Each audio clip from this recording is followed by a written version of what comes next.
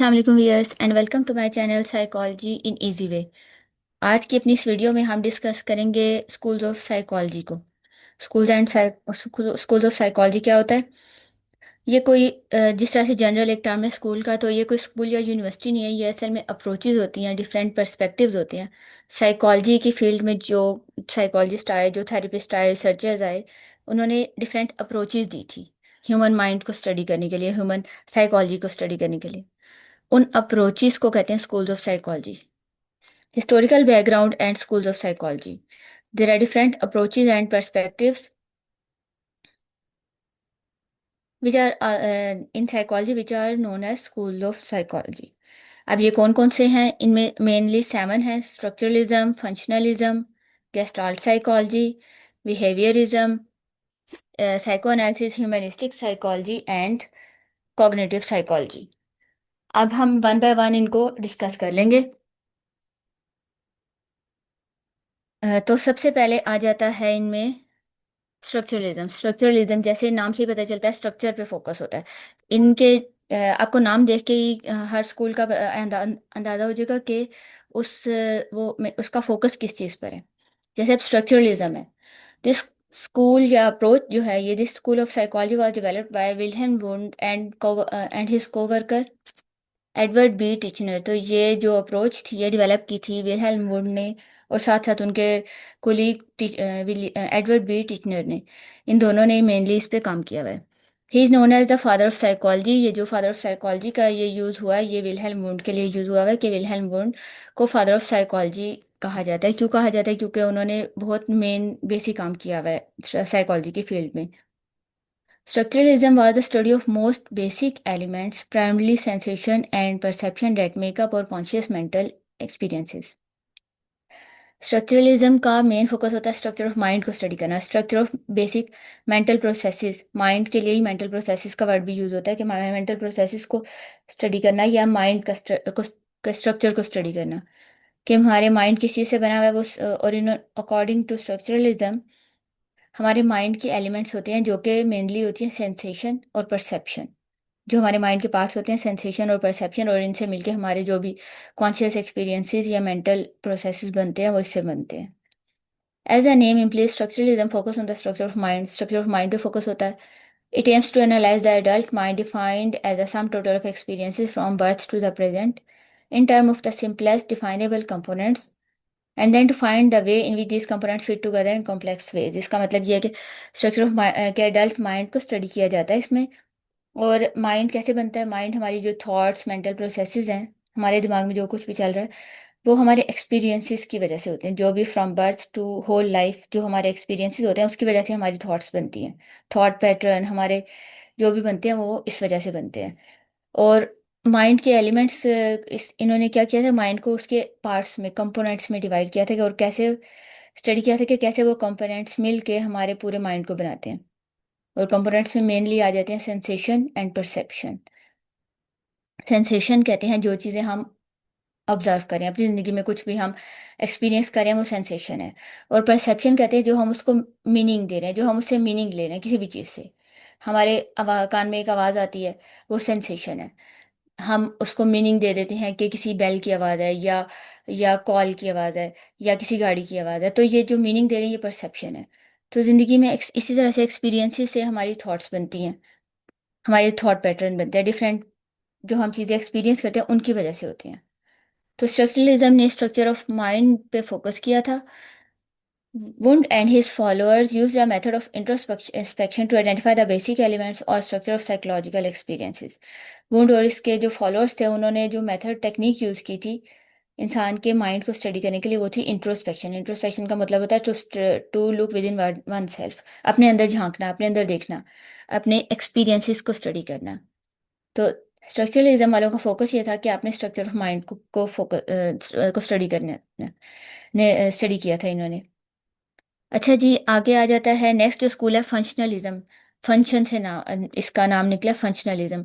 This approach was developed by William James. William James ने develop किया था। William James was interested in the goals, purpose and function of mind and approach called functionalism. तो ये क्या चाह रहे थे कि ये हमारे माइंड के गो का जो काम है उसको स्टडी करें। कि माइंड हमारा काम कैसे करता है। पहले वाले जो आए थे उन्होंने स्ट्रक्चर पे फोकस किया था, इन्होंने फंक्शन पे फोकस किया था।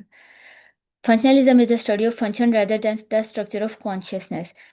फंक्शनलिज्म वालों ने स्ट्रक्चर ऑफ माइंड या स्ट्रक्चर ऑफ कॉन्शियसनेस को स्टडी किया था। In it focuses on how our minds adopt toward changing environment. इनका ये गोल था कि कि स्टडी करें कि हमारा माइंड जो है वो कैसे काम करता है, हमारे थिंकिंग प्रोसेस कैसे डेवलप होते हैं, और जैसे कोई भी एनवायरनमेंट होता है तो उसको अडॉप्ट कैसे करता है हमारा माइंड, क्या चेंजेस आती हैं।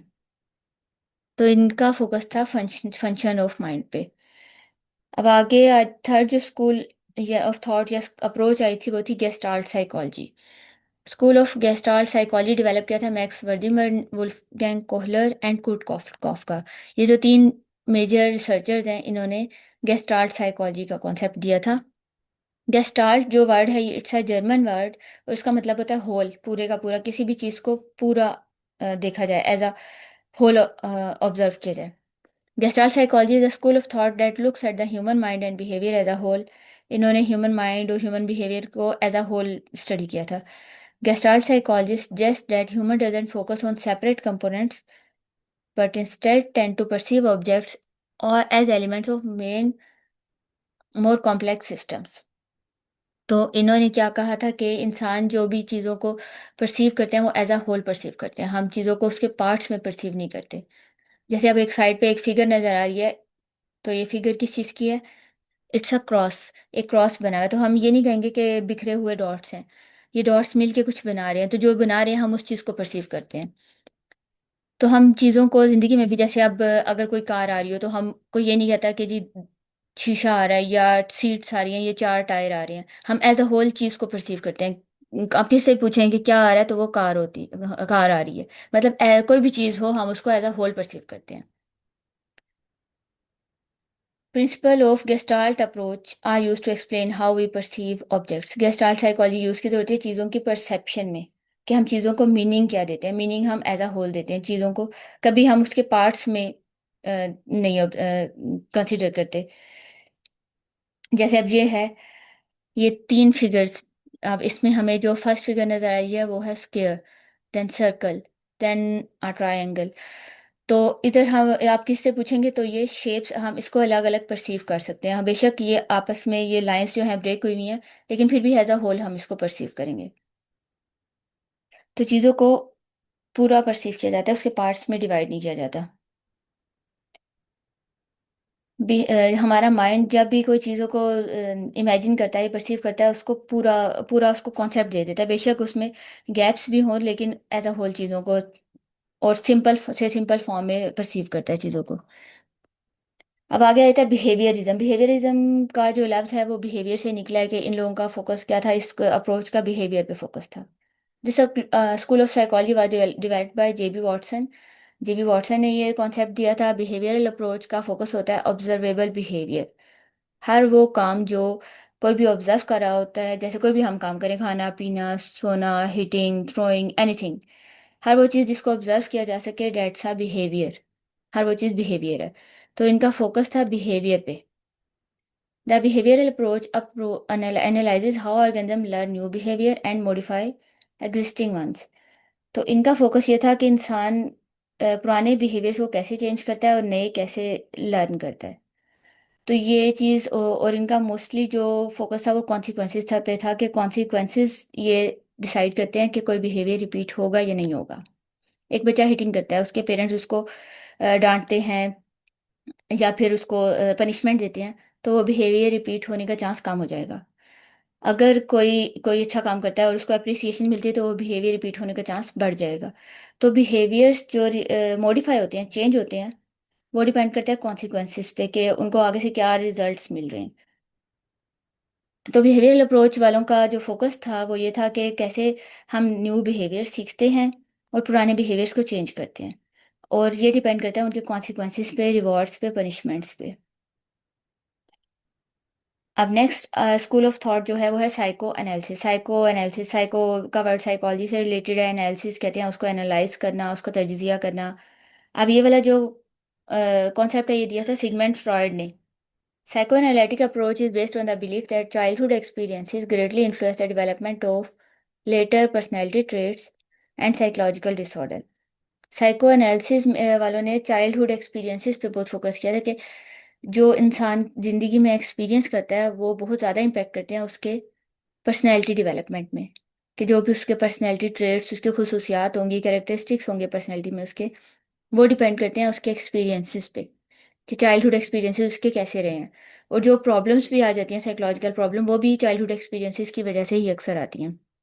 चाइल्डहुड एक्सपीरियंसेस या होल लाइफ एक्सपीरियंसेस भी कहा जा सकता है, कि इंसान ने ज़िंदगी में जितना एक्सपीरियंस किया उससे उसकी वजह से होते हैं जो भी इंसान की पर्सनैलिटी डेवलप होती है। और एक जो भी प्रॉब्लम्स आती हैं वो भी उसी वजह से।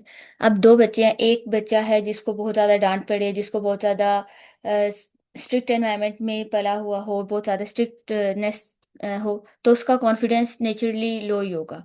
अब उसके साथ उसके अल्टरनेट अगर एक बच्चा है जिसको उसके पेरेंट्स ने बहुत कॉन्फिडेंस दिया हो, बहुत उसको प्रोमोट किया हो ज़िंदगी में, तो फिर उसका कॉन्फिडेंस हाई होगा। मतलब कि इंसान के एक्सपीरियंसेस उसकी पर्सनैलिटी को डिफाइन करते हैं कि कैसी इंसान की पर्सनैलिटी होगी। ये डिपेंड करता है उसके experiences through out the life, mostly ज़्यादातर चाइल्डहुड एक्सपीरियंस। और प्रॉब्लम्स भी आती हैं, वो भी एक्सपीरियंसेस की वजह से आती हैं।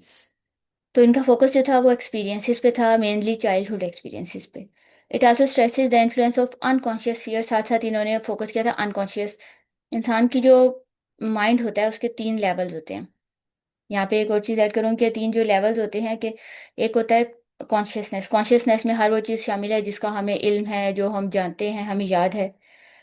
सब कॉन्शियस होता है, उसमें ऐसी चीज़ें आ जाती हैं कि कोई भी इवेंट हमारे पास्ट में हुआ है जो कि इस वक्त हमारे माइंड में नहीं है, लेकिन अगर हम थोड़ा सा अपने माइंड पे जोर दें तो वो याद आ जाती हैं चीज़ें। उन चीज़ों को कहते हैं सब कॉन्शियसनेस। अनकॉन्शियसनेस में ऐसे एक्सपीरियंस आ जाते हैं जो कि हमारे माइंड में कहीं दबे हुए होते हैं और याद करने से भी याद नहीं आते। तो अनकॉन्शियस फियर्स के मतलब जो अनकॉन्शियसली इंसान जैसे अब एक बच्चा है, उसने बचपन में काफ़ी स्ट्रिक्टनेस या कोई ऐसा इवेंट हो गया जिसका कोई ऐसा एक्सीडेंट उसने देख लिया है, ठीक है, जिसका बाद में वो बेशक वो भूल भी गया हो, लेकिन कहीं ना कहीं अगर वो चीज़ कभी कभी कि ये चीज़ अक्सर होती है कि जो अनकॉन्शियसनेस में हमारी चीज़ें दबी हुई होती हैं वो हमारी पर्सनैलिटी को अफेक्ट कर रही होती हैं, उनका भी हमारी पर्सनैलिटी पे इम्पेक्ट आ जाता है। फॉर एग्जाम्पल जैसे अब एक बच्चा है छोटा सा, तो उसके लिए मदर केयर बहुत, हर बच्चे के लिए ज़रूरी होती है मदर केयर। तो ख़ास तौर पे शुरू के 5 ईयर्स जो होते हैं उसमें पेरेंट्स बहुत ज़्यादा उनकी इंपॉर्टेंस होती है, उनका बच्चे को प्यार और अटैचमेंट बहुत ज़रूरी होती है। उस टाइम पे अगर हम एक बच्चे को उसकी मदर से दूर कर दें, तो बाद में बेशक सारी ज़िंदगी उसको प्यार भी मिले, अटैचमेंट्स भी मिले, लेकिन वो कमी उसकी पर्सनैलिटी में कहीं रह जाएगी। बेशक वो उसको डिफाइन ना कर सके, उसको याद भी नहीं होगा, उसको ये भी नहीं पता होगा प्रॉब्लम आई है तो क्यों आई है, लेकिन अनकॉन्शियस में ऐसी चीज़ें आ जाती हैं जो कि इंसान ने एक्सपीरियंस की होती हैं लेकिन उसको याद नहीं होती, लेकिन वो इंसान की पर्सनैलिटी पे अफेक्ट करी होती हैं। तो साइको एनालिसिस वालों ने इंसान के अनकॉन्शियस फियर्स, जो फियर्स उसमें रह गए हैं, डिज़ायर्स या मोटिवेशंस जो भी हैं, उसका भी उसके इम्पैक्ट पर स्टडी किया था।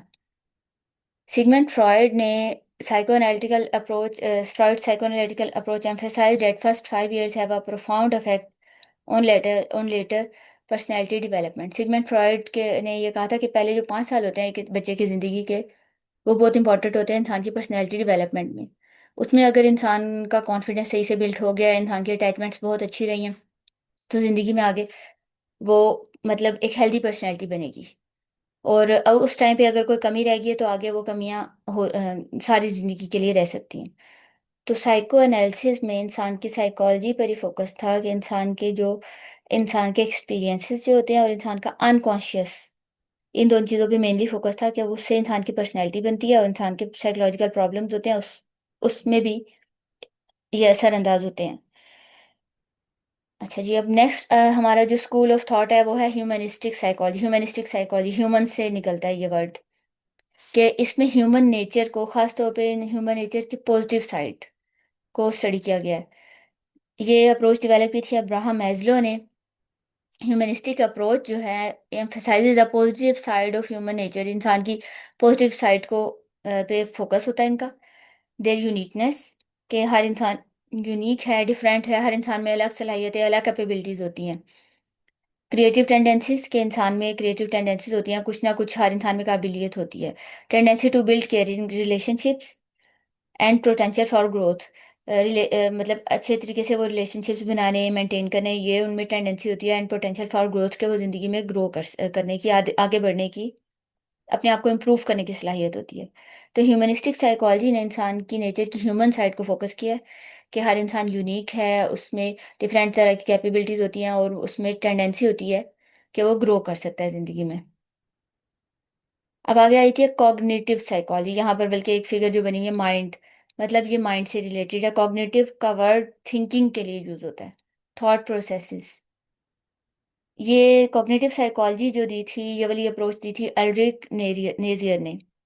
Cognitive psychology is the study of internal mental processes, all of the working inside your brain। मतलब इन्होंने कॉग्निटिव साइकोलॉजी में से जितने भी मेंटल प्रोसेसेस है उन पे फोकस किया था, उनको स्टडी किया था। जो भी हमारे दिमाग के अंदर काम चल रहे हैं उन सबको स्टडी करने को कॉग्निटिव साइकोलॉजी कहते हैं। अब हमारे दिमाग में जो परसेप्शन परसेप्शन कहते हैं, हम चीज़ों को जो समझते हैं उनको मीनिंग देते हैं। थिंकिंग, जो भी हमारी सोच है, मेमोरी, अटेंशन, लैंग्वेज। लैंग्वेज में भी प्रोसेसिंग होती है। आपसे कोई बात करे, अगर आपसे कोई डिफरेंट लैंग्वेज में बात करे तो वो आपको समझ नहीं आई, क्यों? क्योंकि वो प्रोसेस नहीं हो रही, आपने वो, आपको जुबान आती ही नहीं है। अगर आपसे कोई वही चीज़ आप उस जुबान में बात करे जो कि आपको जुबान आती है, तो वो एकदम से आपको समझ आ जाएगी। तो किसी जुबान को समझने के लिए भी हमारा माइंड इन्वॉल्व होता है। तो इसलिए लैंग्वेज में भी, ये भी language is also a mental process. Problem solving, learning, मतलब हमारे माइंड के अंदर जितने भी काम हो रहे हैं इन सबको मिला के स्टडी करें वो कहते हैं cognitive psychology. Cognitive psychology involve how we process, store and retrieve information and how cognitive processing influence our behavior। Cognitive psychology में क्या होता है कि हम चीज़ों को कैसे प्रोसेस करें, समझ रहे हैं, उनको स्टोर करें, और रिट्राइव कहते हैं रिकॉल कैसे करें हैं चीज़ों को। And how cognitive processes influence और बिहेवियर, और जो हमारी जो माइंड में जो कुछ भी चल रहा होता है ना, उससे हमारे बिहेवियर इंपैक्ट होते हैं। इंसान की जो सोच होती है, इंसान की लर्निंग होती है, उन हर चीज़ का इम्पैक्ट होता है इंसान की ज़िंदगी पे, इंसान के बिहेवियर्स पे। तो यहाँ पर हमारे स्कूल्स ऑफ थॉट्स खत्म होते हैं। 7 मेन स्कूल ऑफ थॉट्स होते हैं जो कि हमने आज डिस्कस किए। These are structuralism, functionalism, gestalt, behaviourism, psychoanalysis, humanistic psychology and cognitive psychology. And here our lecture ends. Thank you so much.